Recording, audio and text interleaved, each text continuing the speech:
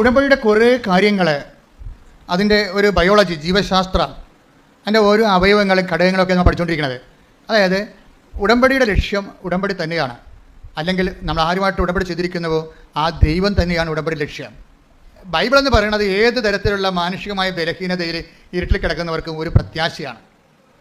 ഏത് പാപാവസ്ഥയിൽ കിടക്കുന്നവനും ഒരു പ്രത്യാശ കൊടുക്കും. എന്താണ്? അന്ധകാരത്തിൽ കിടക്കുന്നവർ ഒരു പ്രകാശം കണ്ടു. Take the word of God. സ്തുതിക്കട്ടെ. ഹല്ലേലൂയ. ഹല്ലേലൂയ ഹല്ലേലൂയ ഹല്ലേലൂയ ഹല്ലേലൂയ. യേശുവേ ഹല്ലേലൂയ ഹല്ലേലൂയ. യേശുവേ ആരാധന ആരാധന. മത്തായി 4:16 ഭയങ്കരമായ ഒരു വചനമാണിത്. അതായത് മത്തായി 4:16. അന്ധകാരത്തിൽ സ്ഥിതി ചെയ്തിരുന്ന ജനങ്ങൾ, പറഞ്ഞ അന്ധകാരത്തിൽ സ്ഥിതി ചെയ്തിരുന്ന ജനങ്ങൾ വലിയ പ്രകാശം കണ്ടു. മരണത്തിന്റെ മേഖലയിലും നിഴലിലും വസിച്ചിരുന്നവർക്കായി ഒരു ദീപ്തി ഉദയം ചെയ്തു. അതായത് മരണം എന്ന് പറയുന്നത് എന്താണ്? പാപം തന്നെയാണ്.